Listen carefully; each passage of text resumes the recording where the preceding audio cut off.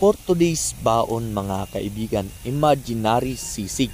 Ang tuna dito ay relief goods mga kaibigan at ang sisig merong itlog at kalamansi. Dahil imaginary sisig ito mga kaibigan, tipid lang sa sangkap. Happy lunch time naman mga kaibigan, no? Ang sarap naman ng tanghalian natin, no? Ang ating baon na imaginary sisig na tuna. Sisig tuna pero imaginary lang. Pero ang sarap nito. Sarap.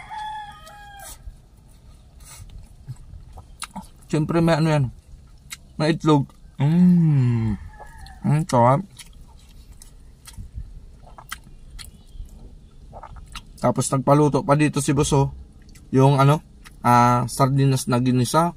Mayroong itlog na may malunggay. Healthy ito mga kaibigan.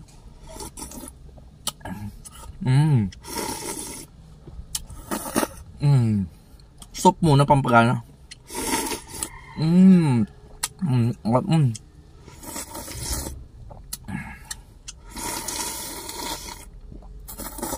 sarap. Lagyan natin dito yung sardinas. No. Ayan ang paluto ngayon ni boss, pero masarap pa rin. Lutong Pinoy mga kaibigan. Simpleng ulam lang yung paluto ngayon ni boss. Nagtitibig na din si boss eh. Pero pasalamat pa rin tayo kasi nagpaluto pa rin.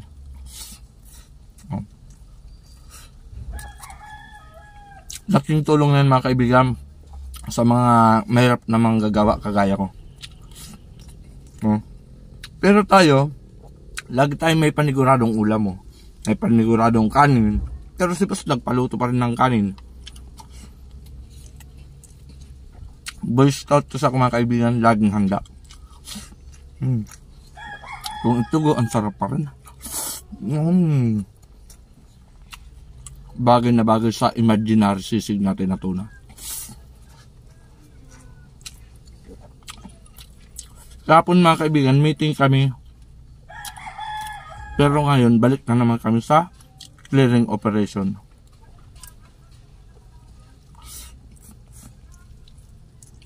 Kasi na-check na ng insurance yung mga items na ipasok sa insurance. Ngayon, kailangan pa rin yung ayusin. Sardinas oh.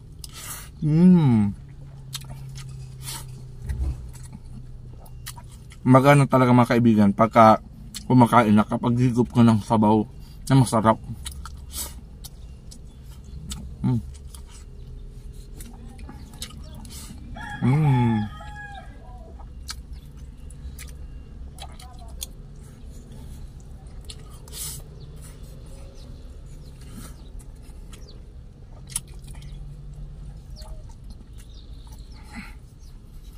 Solve lang makakain mga kaibigan. Pastis eating mga kaibigan. Tapos na kaagad.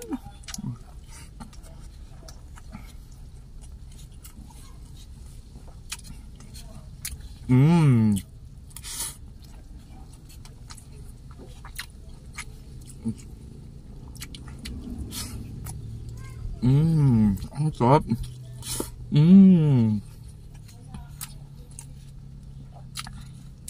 Pagkain Pinoy, the best pa rin mga kaibigan.